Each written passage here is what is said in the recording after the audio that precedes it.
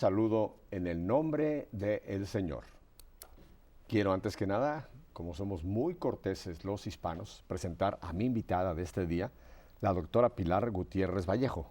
Pilar, bienvenida a Nuestra Fe en Vivo. Gracias por invitarme, Pepe. Es un honor para mí muy grande y una muestra de misericordia de Dios el que yo pueda estar hoy aquí. Bueno, ya habrán por el acento más o menos captado de dónde es que proviene Pilar, ¿verdad? Pero para que no se vuelvan locos y no estén todo el programa pensando, se los voy a decir. Viene de España, de la madre patria, y más concretamente de Madrid. Por eso tenemos hoy aquí la bandera de España. Pero antes de que entremos ya de lleno con Pilar, vamos a orar. Y hoy vamos a hablar de la vida. Sí, señor, vamos a hablar de la vida.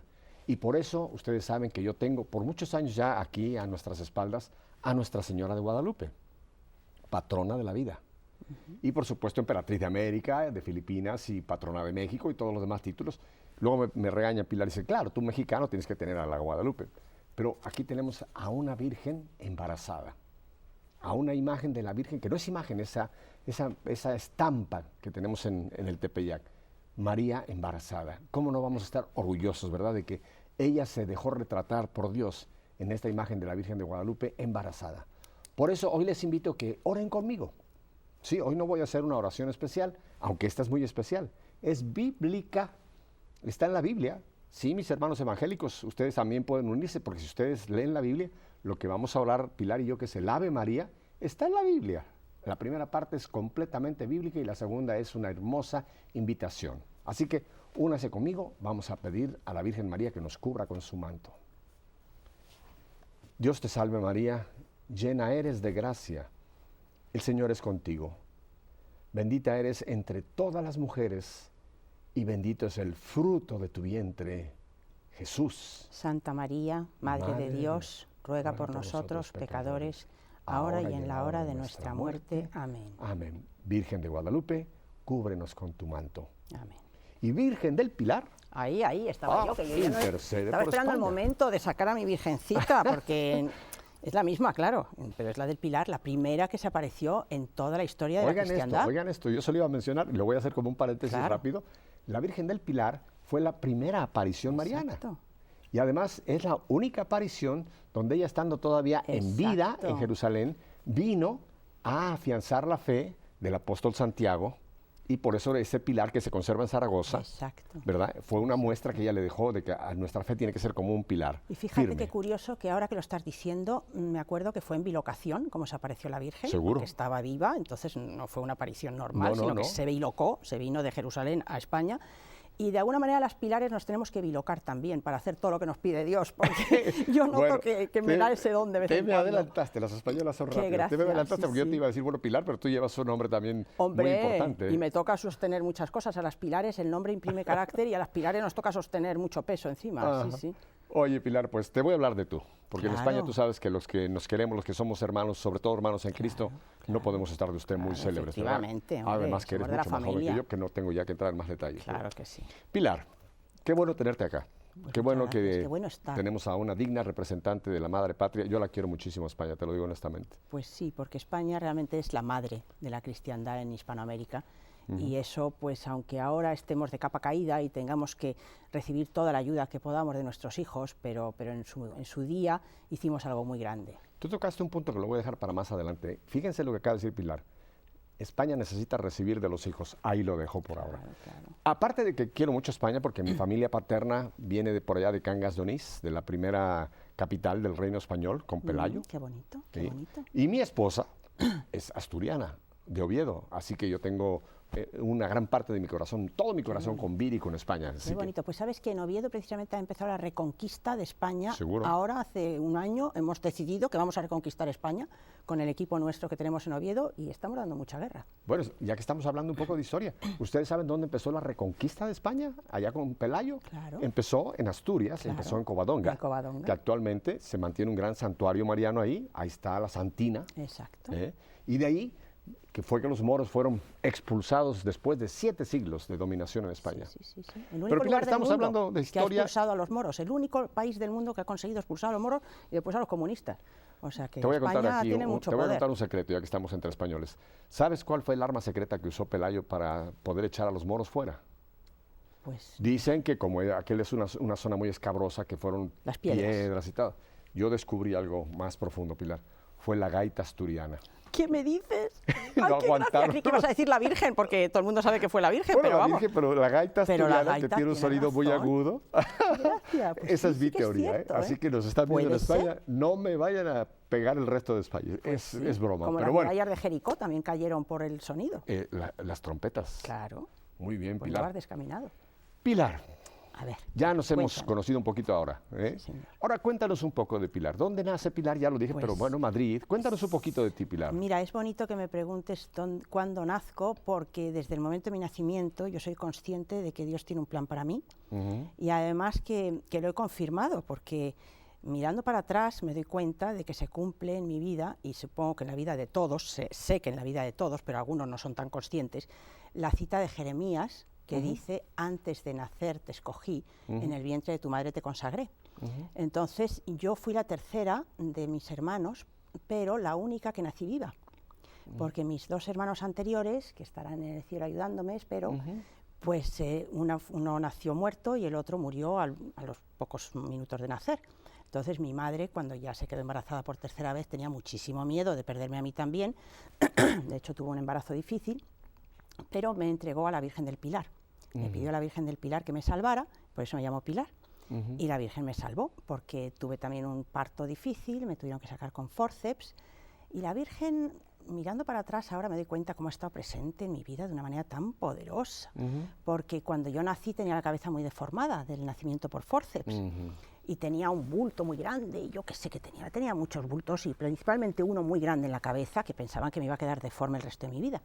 Y mira qué curioso, que yo nací en diciembre del año 53, y... La fecha tú la diste voluntariamente. Sí, no pasa nada, yo me alegro mucho de haber podido vivir todos estos años, y de que todavía esté capacitada para luchar para el Señor, con la edad que tengo, y todas las peleas que he tenido que pasar y los golpes que he recibido en la vida, pero el Señor te renueva las fuerzas y aquí estoy. Déjame volver al momento de tu nacimiento, porque esa cita que tú tocaste es importantísima. Importantísima. Yo soy consciente en mi vida de que eso es así. La apropias tú y todos debemos apropiarla, porque es la verdad.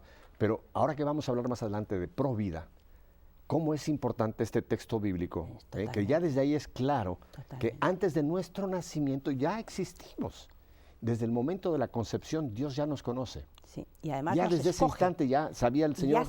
Ya tiene un plan para ti, para el resto de tu vida. Y yo voy viendo, con los 56 años que ya tengo, que son muchos, cómo Dios tenía ese plan para mí y cómo se va cumpliendo en mi vida. Y es maravilloso, porque te sientes que no estás sola, que nunca has estado sola, que siempre ha estado Él contigo guiándote, y que aunque te has descaminado, porque ahí le falta una tercera parte que yo añadiría a Jeremías de mi propia vida, y es... después de que en el vientre de tu madre te consagré, el resto de tu vida te salvé. Porque eso es lo que yo percibo en mi vida, cómo me ha salvado de tantas cosas, tantas cosas. Pero cuéntanos un poco de tu infancia. Entonces, bueno, pues entonces ya te digo, fíjate, la primera salvación que fue es de ser deforme, que por el bulto que tenía en la cabeza, que pensaban que no se me iba a quitar. Y mira por dónde, ese verano, en el año 53, hubo una aparición de la Virgen en Italia, en Siracusa, que se llama la Virgen de las Lágrimas, que fue muy famosa. Y entonces la Virgen lloró de una imagen que había en Siracusa, y esas lágrimas de la Virgen se recogían en algodones y se pasaban por todo el mundo para la curación de los enfermos. Y mi abuelo, que era médico, pidió uno, se enteró, y pidió un algodón de esos de las lágrimas de la Virgen. Y todos los días me daba en la cabeza con el algodón y rezaba. Y se me quitó totalmente la deformidad. Pueden confirmar que no tengo ningún bulto en la cabeza. No, y no hay aquí un maquillaje especial, está natural, así que... O sea, que ahí empezó. Después estuve a punto de morirme en la cuna porque no sé qué pasó, que me tenían ahí sola y de pronto me encontraron que no respiraba y que estaba azul. Y gracias a Dios que vino, no sabían qué hacer conmigo, mi abuela y mis tías se pusieron muy nerviosas y ahí estaba yo que me estaba ahogando, y gracias a que pasó un tío por ahí que vino de casualidad, pues me cogió al revés, me dio unos azotes y ya empecé a respirar. Bebita, o sea que es que yo estuve a punto de morirme varias veces de pequeña. Y luego pues ya arranqué, pero bueno, durante mi vida pues tuve muchas dificultades, muchos problemas. Luego más adelante... ¿Con quién estudiaste? Yo estudié primero en el colegio alemán, porque vivimos en Alemania, mi padre era diplomático, y yo cuando nací en España de casualidad, porque mis padres mi padre estaba destinado en Alemania, viví los primeros 5 años de mi vida en Alemania, Y entonces, pues luego volví a España y seguí en el colegio alemán estudiando. Y después ya fui a Estados Unidos, porque a mi padre le trasladaron a Estados Unidos, y estuve allí estudiando también en high school, en el Sagrado Corazón. Bueno, en middle school y high school. ¿En qué ciudad de Estados Unidos estuviste? En Washington, D.C. ¿En la capital? En la capital, sí. Estuvimos allí 6 años, mi padre trabajaba allí en el Banco Mundial, fue director ejecutivo, nada menos, de esos años en que todavía el Banco Mundial era un banco con gente buena. Ahora, por desgracia, ya hay mucha gente infiltrada ahí que está amenazando a los países. Te estoy sacando cuentas. Entonces, hablas alemán, hablas, por supuesto, castellano, madrileño, hablas inglés. Sí. Y vamos a ver qué más lenguas aparecen por ahí. Bueno, alguna más. Ya estás en Washington. Entonces, ¿qué pasa en Washington? En Washington. Y ahí voy al Colegio del Sagrado Corazón, que fue una experiencia muy bonita en mi vida, porque fue una formación religiosa muy auténtica, y que no tenía los traumas que no me produjo, los traumas que produce en España la educación religiosa, que yo no entiendo por qué, pero hay mucha gente que ha ido a colegios de monjas y de curas y que luego se hacen ateos y socialistas, y bueno, gran parte del gobierno ahora mismo ha ido a colegios de monjas y curas, entonces de los ministros que están en el gobierno. Entonces yo, gracias a Dios, no tuve ese problema y tuve una educación muy normal, muy rica culturalmente. Y luego ya con 16 años, con 15 años me volví a España, porque mi padre ya se volvió a España, y ya fui también al Colegio Sagrado Corazón en España un año, que fue muy diferente porque no tenía ese nivel cultural para nada. Y luego ya empecé la universidad y estudié psicología. Y luego hay muchas más cosas que contar, pero ya las iré contando. Bueno, llegó el momento, te casaste, tuviste un matrimonio del cual... Bueno, antes de eso hay que decir que me fui a Estados Unidos otra vez después de terminar la carrera. Oye, tú eras entonces viajera continua, ¿sí? Sí, yo soy viajera, he salido a mi padre y los dos somos muy viajeros. O sea, regresaste a España y de España volviste a los Estados Unidos de Norteamérica. Cuando terminé la carrera, bueno, antes durante la carrera también estuve en Alemania, haciendo en verano y tal, o sea que a mí siempre me gustó viajar, y en parte también por ser hija de diplomáticos, porque los hijos de los diplomáticos tienen muchos problemas de arraigo. Sí. Sí, tienen muchos problemas psicológicos. Es la profesión que más problemas le causa a sus hijos. Ahí hay muchos trastornos psicológicos y por eso estudié yo psicología. Tú eres psicóloga, porque me interesa este punto, porque hay muchos papás y mamás que nos están viendo. Sí. Mucha gente dice, no, viajar es hermoso, que nos vayamos para un país y después a otro y después a otro y después a otro.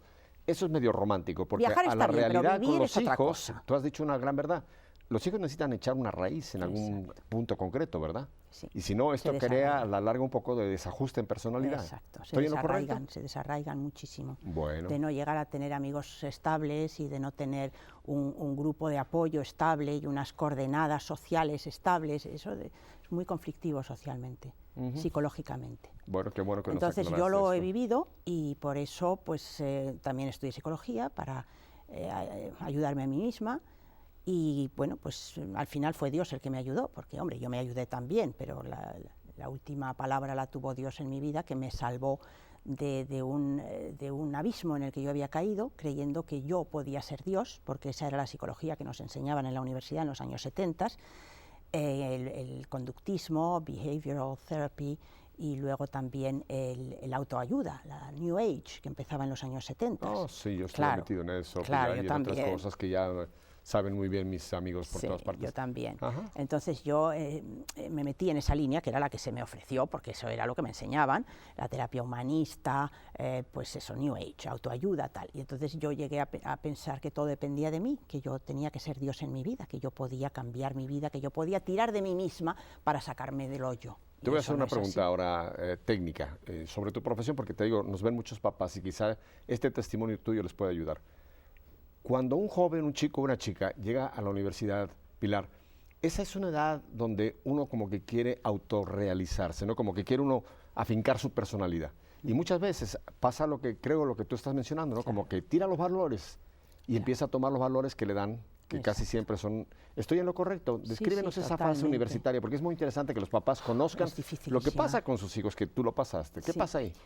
Pues pasa que te deslumbras, que te hipnotizan de alguna manera, te hacen, aprovechan el sentimiento natural de rebeldía que tiene el joven, que tiene que tenerlo de alguna forma para reafirmarse y para coger fuerza ante la vida y para crear su propia visión de la vida y su propia manera de resolver los problemas.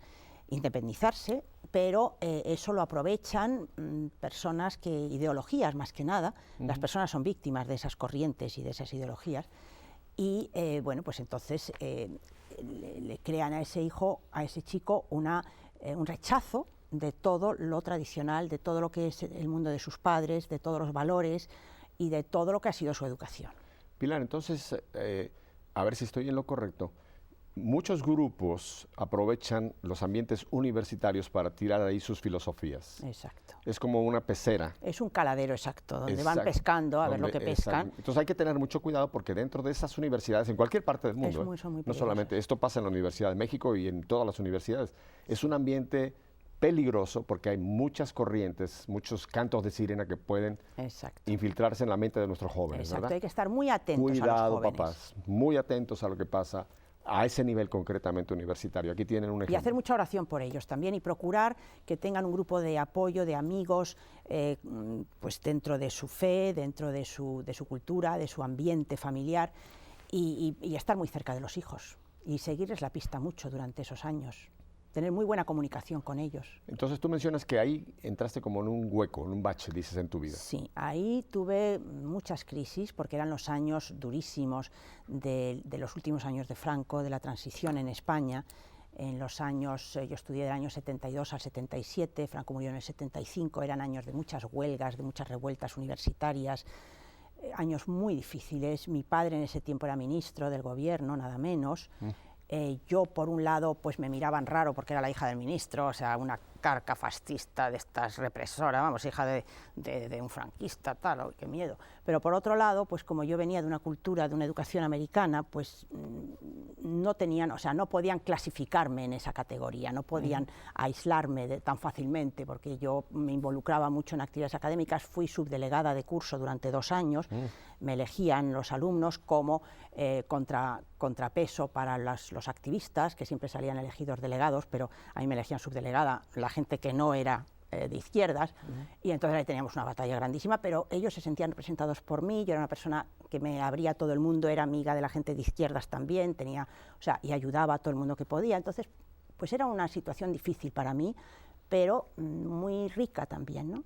Y en esos años, fíjate, fue muy bonito, porque tenía yo muchas crisis mías personales, sociales y humanas, de la relación con la gente, porque yo era muy madura académicamente, pero emocionalmente pues no había vivido lo que habían vivido mis compañeros, porque la manera de vivir latina es diferente, bueno, española, es diferente de la americana, entonces pues yo tenía ahí un desfase en mi manera de relacionarme con la gente, ¿no? Y tuve una crisis, me dejó un novio con el que estaba saliendo, me acuerdo, y de una manera bastante extraña, y con el que yo pensaba que nos llevábamos muy bien, y de pronto pues dejó de llamar, una cosa rarísima. Bueno, total, que ahí tuve una crisis, una depresión. Y fue muy curioso porque ahí fue la primera vez que Dios me salvó y me dio un toque, una experiencia impresionante, que yo la recordaré siempre porque fue viendo la obra de teatro Godspell, que estaba de moda entonces. Que está basada en el Evangelio según San Mateo, una obra muy bonita de teatro, y fui a verla y en un momento dado de esa obra, en una de las parábolas, yo me sentí identificada y sentí que todos mis problemas, porque yo ya era muy introspectiva y estudiaba psicología y estaba dándole vueltas siempre a qué me pasaba, intentando corregirme a mí misma y mejorar y venga conmigo misma, mirándome el ombligo todo el día, y entonces me di cuenta de que todas esas preocupaciones mías no eran más que la historia del rico que se muere después de acumular en sus graneros, era la parábola de los graneros, que construía graneros más grandes para guardar todas sus riquezas, y de pronto le dice Dios, esta noche, necio, esta noche entregarás tu espíritu. Y entonces se muere, y ahí yo me sentí identificada con esa persona, impresionante, se me cayó todo el montaje, porque toda mi vida era acumular más ideas, más estrategias, más terapias, más no sé cuántos, para acumular mis problemas, para resolver mis problemas. O sea, yo y mis problemas. Tus graneros se vinieron abajo. Dios hizo así en un instante, oye, se me cayó un velo de los ojos. Fue una experiencia que luego he leído mucho, una experiencia mística, yo entré en el mundo de Dios y me embargó una paz y un amor. Primero llorar.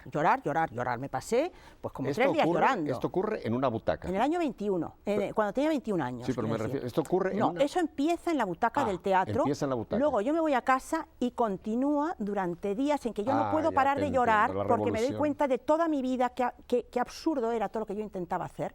O sea, se me abrió otro mundo, se me descorrió el velo. Entonces, bueno, ahí Dios me dio el primer toque de que Él estaba ahí y de que no tenía que hacerlo yo todo sola. Y ahí me pasé 3 meses en el cielo. O sea, no te puedo ni explicar la maravilla que era eso. Yo entendía a todo el mundo, sentía un amor tan grande por todo el mundo, porque yo les veía como ellos eran por dentro. Y me acuerdo que sentía un amor por mis compañeros de izquierdas de la universidad que me hacían la vida imposible, porque es que me hacían la vida imposible, o sea, me hacían todas las faenas que podían y más. Y yo sentía un amor por ellos y hablaba con ellos como si fueran gente de mi familia. Y ellos no podían, o sea, se sentían avergonzados de las cosas que me hacían. Me acuerdo que me mordía las uñas. Yo toda mi vida me mordía las uñas de pequeña, por toda la tensión que yo llevaba de mi vida. Dejé inmediatamente de morderme las uñas. Ni una pizca de ansiedad nunca más. Bueno, la gracia de Dios es fulminante. Yo la he sentido. Te transforma. Yo tuve una experiencia similar a la tuya. Te entiendo perfectamente bien. Pero para que nos entienda la gente, Pilar, tú puedes, como dicen, apuntar a ese momento y decir, ¿tú tuviste un encuentro con Cristo ahí?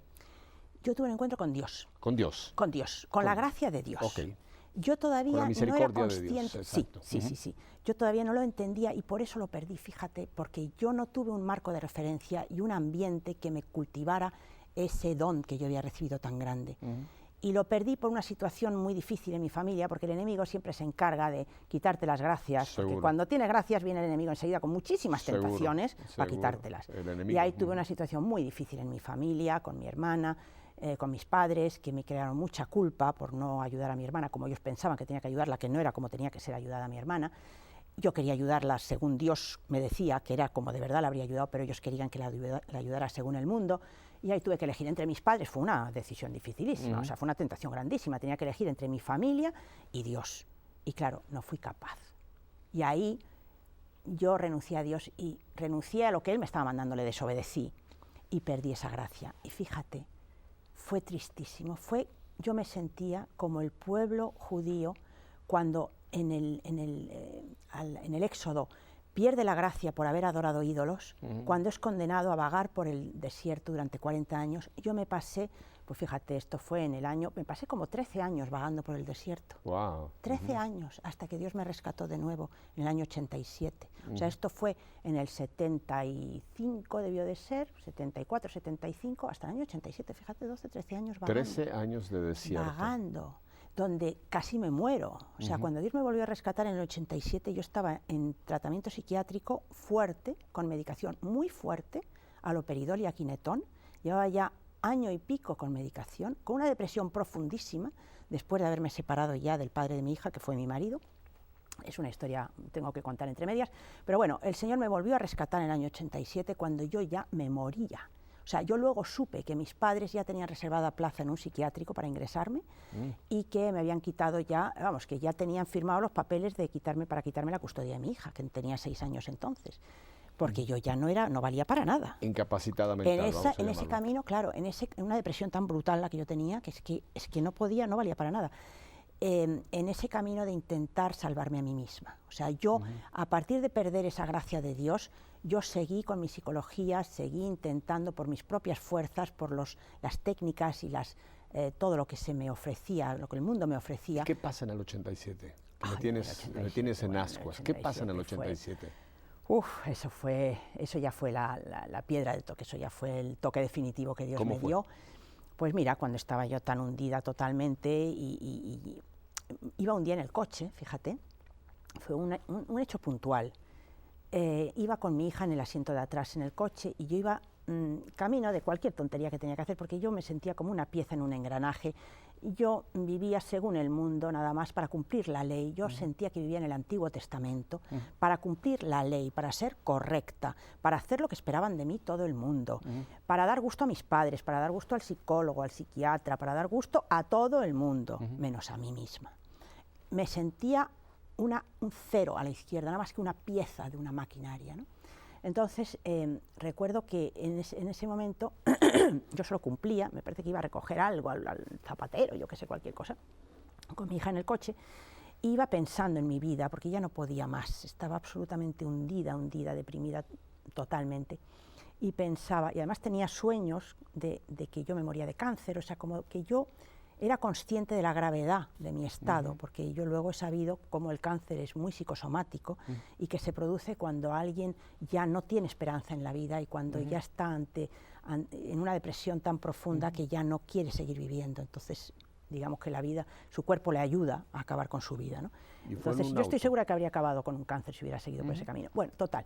Entonces, iba por esta calle y de pronto iba pensando, digo, la vida no tiene sentido si solo es para vivir dentro de un engranaje, como una pieza, para ser una pieza del sistema. La vida no tiene sentido si no es una aventura. La vida tiene que ser una aventura para vivirla nueva cada día, tiene que ser nueva cada día. Y entonces me daba cuenta de cómo yo había intentado durante años que mi vida fuera una aventura y no lo conseguía porque me había pasado o me había quedado corta, porque mi vida fue una aventura cuando yo me fui a Estados Unidos, a San Francisco, a vivir, a estar 2 años allí con una beca. Después de terminar la carrera de psicología, aprendí mucho, fueron unos años maravillosos, de aventura, pero esa aventura me llevó a un callejón sin salida, porque no la estaba viviendo según Dios. Y ahí ya contaré también esa parte de la aventura donde me quedé embarazada. ¿Pero qué pasa en ese auto? ¿Me vas a...? Sí, sin estar casada en ese momento. Bueno, entonces yo había intentado vivir esa aventura toda mi vida, pero sin Dios. Entonces, pensé, si la vida no es una aventura, no vale la pena vivirla. Y como no consigo que mi vida sea una aventura, porque siempre la vida me vuelve a traer otra vez al desastre, me crucifica, porque yo me sentía totalmente crucificada, me volvió a traer a Madrid, después de vivir en Brasil con el padre de mi hija, que luego nos casamos, bueno, etcétera, me volvió otra vez al sitio del que yo quería huir, y todo era como un imán que me atraía otra vez de vuelta a donde estaba mi problema, ¿no?, que no podía escapar. Y entonces, pues veía imposible que convertiera mi vida en una aventura. Y entonces pensé, si la vida no es una aventura, no vale la pena vivirla. Y como no consigo que sea una aventura, lo mejor es morirme. O sea, abandono, tiro la toalla, me doy por vencida. O sea, me morí interiormente. Pero en ese momento, mi hija, que iba en el asiento de atrás con 5 o 6 añitos, dijo algo. Y entonces pensé, ay, Dios mío, no puedo ni morirme, porque no puedo dejar aquí a mi hijita para que me la devoren igual que me han devorado a mí, para que la conviertan en otra pieza del engranaje y la destruyan su vida. No puedo ni morirme, o sea, no puedo escapar ni para los lados, ni para abajo, solo me queda arriba. Y entonces, en ese momento pensé, no puedo abandonar a mi hija, de alguna manera tengo que salir de aquí, y pensé, Dios, si existes, ayúdame. Ni siquiera dije, Dios mío, pensé, Dios, si existes, ayúdame. Pero el clamor fue tan fuerte que debió de retumbar el cielo, porque es que al instante siguiente abrí los ojos, bueno, había parado en un semáforo que se había puesto rojo, estaba yo concentrada en que me estaba jugando la vida en ese momento, y abro los ojos para ver si ha cambiado el semáforo y me veo delante de mí, de mis ojos, justo delante, algo que no se suele ver casi nunca en Madrid, por lo menos, que era una pancarta grande tirada por un coche, una pancarta publicitaria, en la que había una chica muy moderna, vestida con unos jeans, con unos vaqueros, desnuda por la espalda, estaba de espaldas, y miraba así para atrás diciendo, ¿qué pasa aquí? Como diciendo, ¿qué pasa? Aquí estoy yo. Y entonces a la derecha ponía, vive la aventura, firmado Jesús. Yo me quedé de piedra, digo, Dios mío, ¿me han oído? ¿Alguien me ha oído? Y empecé a darme cuenta que no estaba sola. Eso fue lo primero que Dios me dijo, no estás sola, aquí estoy yo para contestarte. Y aquí estoy yo para marcarte el camino. Puedes vivir la aventura, pero con Jesús. Y luego, ¿sabes qué supe? Que esa era una marca de pantalones vaqueros que se vendía en ese momento, Jesús. Eso te iba yo a preguntar, porque me dejaste completamente... Eran pantalones Jesús. Pero yo en ese momento fue la respuesta de Dios, claro. Y fue la respuesta para todo el resto de mi vida. Yo desde entonces he podido vivir la aventura, pero con Jesús. Porque solo Él permite que puedas resucitar cuando te crucifican. Porque cuando vives la aventura, el mundo te crucifica, pero Él te resucita. Pilar, tenemos que ir a unos breves mensajes. Pero me tienes fascinado, porque realmente cualquier telenovela, esto es de la vida real, esto no es una telenovela. Están ustedes oyendo un testimonio de la vida real. Vamos a ir a estos mensajes breves, yo quisiera ir más rápido, y vamos a volver con Pilar, porque ahora vamos a ver de este momento la proyección, como en este momento, en el 87, ¿estoy correcto? Dios vuelve a tocar la vida de esta mujer, vuelve a darle esa aventura, a llamarla esta aventura, y Dios interviene. Me tienes fascinado, Pilar. En una pancarta, en una calle de Madrid, en un coche sentada en el asiento de atrás, por una frase que dijo la hija. Oiga, ¿de verdad? Cosas hace Dios. Encaje de bolillos. Telenovelas por ahí que no le llevan más que basura. Este es de la vida real, auténtico. Vuelvo con ustedes enseguida.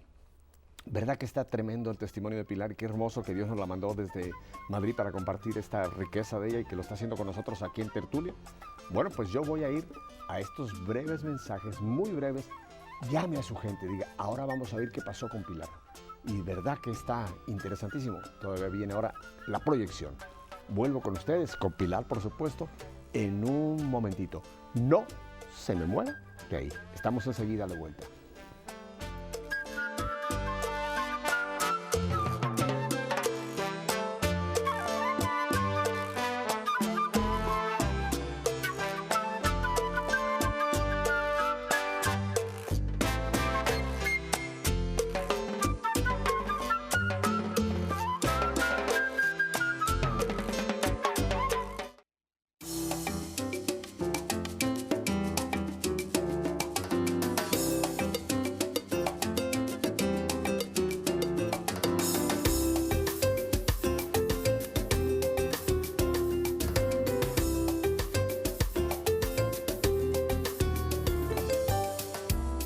Ay, señor, yo estaba contando los segundos para volver con Pilar, porque nos ha tenido, ¿verdad?, así en el borde del asiento, escuchando esta maravillosa historia real, de la vida real.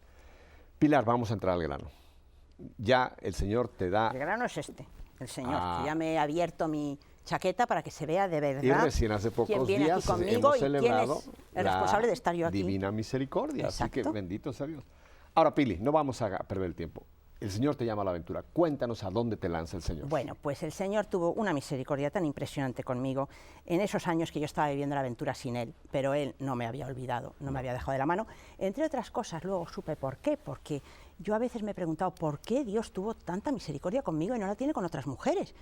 Y luego supe que es que mi madre estaba pidiendo oración, había pedido oración a 2 conventos de monjas de clausura, que estaban rezando por mí. Ajá. 2, nada menos, porque mi padre tenía una prima monja de clausura y mi madre tenía otra prima también en otro convento, y los 2 estaban rezando por mí, los dos conventos.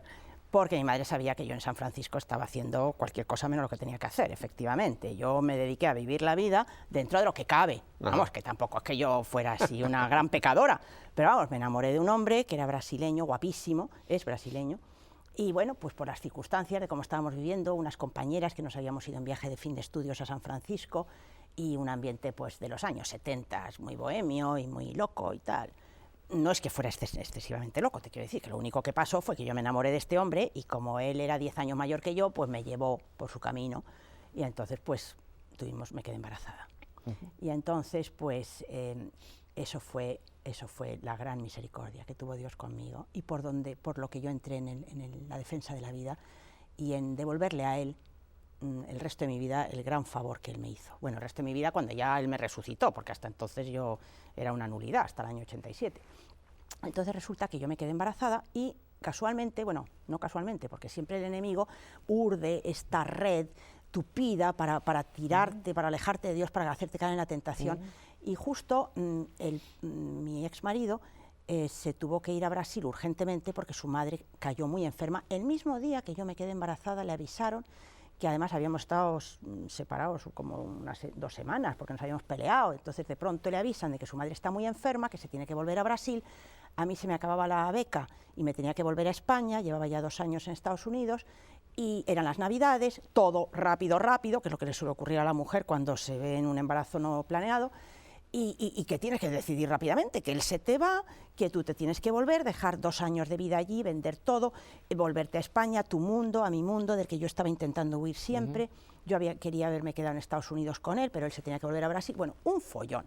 Y entonces, en medio de todo ese follón, mis compañeras, mis amigas, diciéndome que menudo lío, que cómo voy a ir yo embarazada a España, que qué van a decir mis padres, que me van a matar, que eso es un quiste, que me lo quite, que además que no pasa nada, que es legal. Es un quiste. Sí.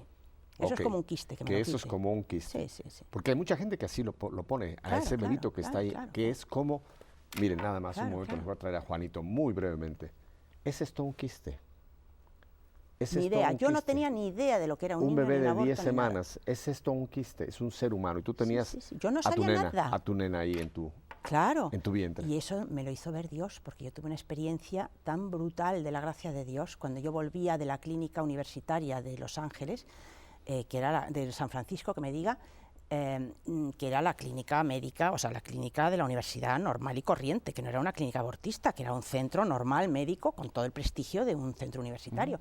Entonces yo fui allí a que me hicieran pues un chequeo, a ver, y me dijeron que bueno, que eso si no quería yo me lo podían quitar, que eso no tenía ningún problema. Era ya en el año 78, ya era un derecho de la mujer, en cierto modo, en Estados Unidos el aborto, y el médico que a mí me trató fue muy bonito, porque fue el que luego dio a luz a mi hija. Y cuando me vio llegar a los 8 meses con la tripa, me dio un abrazo, porque estaba tan contento de que yo no hubiera abortado, pero él estaba obligado a hacerme el aborto si yo lo pedía. Claro. Él no quería, pero estaba obligado. Entonces, él me explicó cómo lo iban a hacer, que si las algas, que si no era doloroso, que no pasa nada, que no sé qué, vuelve al día siguiente, ya te damos la cita, no sé cuánto, y yo me fui para mi casa. Y me fui a esperar el autobús, era un día de noviembre o principios de diciembre, muy frío, muy gris, y yo estaba esperando el autobús y el autobús no venía. Y estaba sola en la calle, hacía mucho frío. Y entonces, mientras esperaba el autobús, de pronto empezó a llover. Mira, fue empezar a llover y yo empezar a llorar todo uno. No sé por qué empecé a llorar, pero empecé a llorar con tal congoja y tal pena que pensé que se me iban a salir las tripas, las entrañas, de la pena tan intensa que yo sentía. Y cuando lloraba me daba cuenta que lloraba por alguien que se había muerto, que era un duelo, que yo estaba llorando por alguien que se moría. Y como era todo como muy subconsciente, o sea, fue una gracia de Dios. Entonces yo me di cuenta que lloraba por mí misma, que la víctima era yo, que yo me iba a matar si abortaba, que me iba a matar yo a mí misma. Mira, yo después he sabido que yo sufrí el síndrome postaborto, antes de abortar. Yo creo que Dios de alguna manera le manda alguna intuición de lo que van a sufrir después a las mujeres antes de abortar, porque muchas me lo dicen, el trauma tan grande que sufrieron hasta tomar la decisión de abortar, la lucha interna tan fuerte que tuvieron. Yo estoy segura de que Dios también manda gracia a esas mujeres, pero a mí me mandó un chorro de gracia por esas monjitas que estaban rezando por mí, seguro, porque yo en ese momento me di cuenta de que me iba a matar a mí misma, que mi hija, al matar a mi hija me mataba a mí y que yo no lo podía hacer. Y yo dije, pase lo que pase, sigo adelante. Yo en ese momento no tenía nada en mi vida, nada. No tenía ni apoyo de mi marido, que luego lo fue, pero le costó decidirse. Luego supe que, por desgracia, había sido responsable de otros abortos de otras novias que tuvo. Y ahora Dios le ha hecho pasar una penitencia de que está con una mujer divorciada con 5 hijos, que no son suyos. O sea, ahora está cuidando a los 5 hijos que él quizá tenía que haber tenido. Ya. Sí, ahora se los está cuidando, está con una mujer con 5 hijos. Bueno, total. El hecho es que luego nos divorciamos, hemos anulado el matrimonio porque me casé por estar embarazada, porque no fui libre para decidir. Bueno, total. El hecho es que yo en ese momento decidí que yo no iba a abortar, que yo seguiría adelante fuera como fuera, y bueno, pues después pasé un purgatorio duro, porque fue duro. Él al final, primero él cuando conseguí hablar con él, porque él estaba en paradero desconocido, porque al morir su madre, él cuando llegó, su madre acababa de morir y se deprimió muchísimo, se fue con su padre a una casa que tenían en el campo que no tenía teléfono, yo no había manera de contactar con él para saber si quería el niño o no quería el niño, si nos íbamos a casar, porque él ya me había pedido casarnos antes, pero yo no había querido, porque yo no quería comprometerme, quería vivir mi vida, tenía 23 años, bueno, 24 cuando me quedé embarazada, y entonces pues él estaba ilocalizable. Yo no podía saber de ninguna manera si él quería casarse ni qué planes de futuro tenía. Y él, cuando por fin conseguí hablar con él, fue ya después de haber decidido yo. Fíjate cómo lo hizo Dios. No permitió que yo le encontrara antes de yo tomar esta decisión, porque cuando hablé con él me dijo, sí, mujer, yo me caso contigo, claro que sí, no, claro que te quiero, tal, pero yo notaba que no era lo mismo. Y me dijo, pero no es el momento ahora para tener un hijo. Ahora no es el mejor momento, me dijo, muy sutilmente. Sí. Yo le dije, pues mira, es el momento, porque estoy embarazada, lo tomas o lo dejas. Y así fue nuestra relación hasta que él se decidió a casarse, y yo le di total libertad, lo tomas o lo dejas, yo sigo adelante, tú verás lo que haces. Al final se casó, Nos casamos, nos fuimos a vivir a San Francisco otra vez, nos casamos en España, luego nos fuimos a Brasil. En Brasil se fastidió la relación porque el choque cultural fue muy fuerte, yo con la niña recién nacida, él queriendo hacer su vida de soltero, bueno, no me hacía ni caso, no quería ser padre, bueno, fue muy duro. Y yo sola, total, que ahí nos separamos, tuvimos unos años en que intentábamos arreglar la relación, no se consiguió arreglar, pero él tiene buena relación con nosotras, con su hija también muy buena. Mi hija Sandra sabe que tiene un padre, la invita a Brasil cuando ella quiere, o sea que hemos salvado lo que hemos podido. Ahora que ya nos has puesto en todo este marco, Pilar, y me quedan 10 minutos, y quiero aprovecharte muy bien. Sí. Ahora cuéntanos, de todo esto, ¿cuál es tu proyección en este momento? Muy bien, pues mira, yo en el año 92, cuando ya yo había resucitado, el Señor me había resucitado, yo no hice nada, yo simplemente le clamé al cielo con todas mis fuerzas, yo me entregué a él, yo le dije, mira Señor, úsame para lo que tú quieras, porque yo soy tuya, yo ya estaría muerta si no es por ti. Y entonces él me puso en distintas misiones que él me encomendó. Primero estuve trabajando con drogadictos, tuve en mi casa a un par de drogadictos pasando el mono en mi casa a pelo, sin saber yo nada de lo que era eso casi, pero salieron de la droga, de heroína, que era muy dura entonces, en esos años, en los 80. Luego me dediqué a la cárcel, estuve año y medio de voluntaria en prisiones, con mujeres, muy maravilloso apostolado, donde Dios mostró su misericordia poderosamente, pero me echaron de ahí, porque estaba haciendo demasiado bien, o sea, el enemigo se encargó de que me echaran por una tontería, porque era un pretexto para echarme, porque estaba arreglando demasiadas vidas ahí, y entonces ya empezó, esto fue en el año, bueno, yo ya había empezado con la causa de la vida en el año 92, cuando quiso el gobierno socialista legalizarlo por primera vez, y ahí Dios me puso, de casualidad, en la causa de la vida, y ahí escribí yo un testimonio que está en mi página web de unidosporlavida.org, bajo testimonios, como testimonio de Pilar, en respuesta, que fue mi experiencia en San Francisco, lo que os he contado ahora, que me inspiró Dios a escribirlo para una revista en la que yo colaboraba entonces, escribía artículos para esa revista, que estaban en una posición muy ambigua, no era católica, era una revista así cultural. Mi sección era de temas católicos, de mística católica, pero en realidad la revista era bastante New Age y tal. Y entonces, déjame un comentario solamente para las personas de radio que nos están escuchando, porque en pantalla ya han visto tus direcciones. Más adelante las voy a leer para toda nuestra gente de radio, que también, si quieren ver este testimonio, lo puedan encontrar en tu página. Sí, unidosporlavida.org. Esto es solamente un paréntesis que te hago. Entonces, cárcel, primero drogadictos, luego la cárcel, luego... Bueno, entre medias pasó esto en el año 92. En el año 92 yo supe que se quería legalizar el aborto y yo escribí mi testimonio, simplemente en esta revista, que es lo que está en mi página web, y ahí ya me empezó el gusanillo, porque yo me había puesto en manos de Dios lo que Él quisiera de mí, ¿no? Y entonces ahí ya me dio Él la oportunidad de empezar a hacer algo por la vida, porque ese año yo organicé un fundraiser, algún acto para sacar fondos, sí, para una asociación Adevida de ayuda a gestantes. En el año 92 era esto, que querían hacer una nueva casa de acogida. Entonces les hice un acto para sacar dinero y invité a un escritor muy famoso español, Fernando Sánchez Dragó, que casualmente quiso Dios que la noche anterior a nuestro acto le dieran el premio Planeta.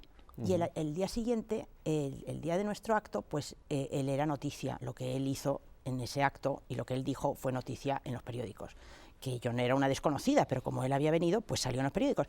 Y precisamente ese día se había celebrado también otra manifestación de los Providas, a la que yo me había querido sumar, pero que por desavenencias, por ese problema que tenemos en España de competitividad absurda entre unos y otros, que por desgracia existe en todo el mundo, y es la causa de que no avance el movimiento por la vida como debería avanzar. En vez de colaborar y complementarnos, pues la gente se toma, intenta competir unos con otros. Eso pues, es como yo lo llamo capillismo. Cada quien quiere su capilla y no quiere cooperar. Es lo que está destruyendo a la Iglesia, al movimiento pro vida y todo. Entonces, no habían podido coordinarme con ellos, aunque yo había querido, pero Dios quiso que en los periódicos saliera en la misma página el acto que ellos hicieron con el que hice yo, y los dos iban dirigidos a lo mismo, a parar ese intento de legalizar el aborto que quería hacer el gobierno en ese momento. Y este escritor dio unas consignas en ese acto que salieron en los periódicos, y Dios le dio, me dio por añadidura lo que yo no había podido. Lo mío era muy humilde, yo solo quería hacer un fundraiser y aportar mi granito de arena, y Dios le dio una dimensión grandísima, porque lo que él pedía era que se escribiera una carta al presidente del gobierno, otra al presidente de la oposición y otra al defensor del menor, que todo el mundo escribiera diciendo que no querían el aborto libre, que no querían legalizar el aborto. Pues la gente vio escribir, porque Felipe González dejó la idea, o sea, no lo volvió a tocar, hasta 3 años después. 3 años después también quiso Dios que yo interviniera la siguiente vez que quiso legalizar el aborto, muy bonito, de una manera muy bonita, porque Dios, especialmente la Virgen, le gusta actuar desde detrás del escenario, ¿sabes? Le gusta mover los hilos. Ella nunca busca el protagonismo, pero está ahí, ahí está trabajando. Y la manera en que esto ha ocurrido en el año 92 y 95, que se ha parado la ley del aborto, ha sido por una acción de la Virgen, una estrategia femenina que se usa ahora mucho en los países sudamericanos, según me están contando, que no son tan eficaces las manifestaciones en la calle, que en España tampoco lo están siendo, como el trabajo callado por detrás, de hablar con unos y otros, de tocar los corazones. Yo eso lo he visto en la batalla, desde el año 92 lo he visto, que eso ha funcionado muchas más veces que el otro. De hecho, el otro no ha funcionado ninguna vez. Y bueno, pues en el año 95 también se paró la ley de la... intentó, fíjate, fue muy fuerte, porque Felipe González quiso aprobar esa ley un 28 de diciembre, domingo, hacer una sesión, un pleno especial del Congreso, un domingo, 28 de diciembre, cuando ya había cerrado las cámaras por Navidades, para legalizar el cuarto supuesto del aborto, para aprobar el aborto libre, que de hecho lo era. Y fue muy bonito, porque esa campaña que hicimos entre varias asociaciones, muchas de ellas religiosas, no específicamente providas, unidas asociaciones religiosas con asociaciones provida, dirigido a nuestros pastores, a los obispos, pidiéndoles un frente unido de toda la Iglesia contra el aborto y diciéndoles que les íbamos a apoyar. Les escribimos una carta firmada por muchos presidentes, como por ejemplo Foro de Laicos, Movimiento Carismático, el Apostolado de Fátima, Provida, Adevida, o sea, una mezcla de Iglesia, ¿no? Diciéndole a los obispos que les apoyábamos, que pidieran, que ellos lideraran, nuestros pastores, les pedíamos que nos pastorearan para hacer un frente unido de toda la Iglesia contra esta ley. Bueno, pues casualmente quiso Dios que les entregáramos la carta justo cuando estaban reunidos, que se reúnen 2 veces al año, para la sesión plenaria de la Conferencia Episcopal. Dios los tiempos los mueve maravillosamente, porque es el dueño del tiempo. Llevábamos 2 semanas intentando reunir a toda la gente que iba a firmar y no lo conseguíamos, porque cuando no podían 2, no podían 3. Bueno, el día que nos reunimos era justo un viernes, y ese día empezaba la plenaria, que yo ni lo sabía, porque yo aquí voy pues de la mano de Dios, no tengo ni idea de lo que estoy haciendo, yo solo hago lo que me parece que Dios me pide, y luego resulta que sí que es lo que pide, ¿no? Entonces se la entregamos a los obispos, que estaban reunidos todos en Madrid, y 2 días después sale como titulares en todos los periódicos conclusiones de la sesión plenaria de la Conferencia Episcopal. La Iglesia pide un frente unido contra el aborto. Exactamente lo que les habíamos pedido. Bueno, pues fíjate qué fuerte, cómo hace Dios las cosas. El presidente del Congreso, ese año, que era socialista, tenía 2 hermanas monjas de clausura. Y era una familia súper religiosa. Él era como la oveja negra que había salido socialista, pero toda su familia era súper religiosa, y él también lo debía de ser. Porque ¿sabes qué hizo? Se negó a convocar ese pleno. Y no salió la ley del aborto porque él dijo que no lo convocaba. Y ese presidente desapareció, y desde aquí quiero hacer una mención especial de él, Félix Pons. Gracias, Félix Pons, porque tú paraste el aborto en el año 95, y que lo sepan los ciudadanos, que los socialistas también son hijos de Dios, y que también Dios actúa con su gracia en ellos, si les dejamos, si se lo pedimos a Dios, y si se lo facilitamos un poquito, porque hay que ir con humildad. Yo tendría para que tela esto pueda... para cortar contigo para no 1, 2, 3 o 4 programas más. Sí, esto lo siento, pero Pili, estoy entreteniéndome. Me quedan 2 minutos. Ahora, vale. En 2 minutos dime, ¿qué estás haciendo en este momento? ¿A dónde estás proyectándote en 2 minutitos? Muy bien. En este momento estoy trabajando con las mujeres que han abortado a través de una iniciativa que se llama No Más Silencio, que es la misma que tienen en Estados Unidos llevada a España, y la página web es nomasilencio.com. Sigo trabajando contra el aborto. Trabajo con mujeres que ya han pasado por el trauma del aborto. Sí, con mujeres que tienen síndrome postaborto. Yo como psicóloga me he especializado en el síndrome postaborto. Hago terapia online, que es una forma muy eficaz y muy novedosa de hacer terapia para este síndrome, y funciona muy bien. Tengo mujeres que nos escriben de toda Latinoamérica, de habla hispana, y de España también. ¿Te pueden escribir cualquier persona que quiera? Sí, nomasilencio.com. Me van a poner un momento más en pantalla nuevamente tus direcciones para que las lea yo, porque te repito, tenemos una gran audiencia radiofónica. Ahora mismo están ahí, están en pantalla, se las voy a leer. Hermanos de radio, aquí va. Son 4 direcciones, tengan papel y lápiz, son muy facilitas.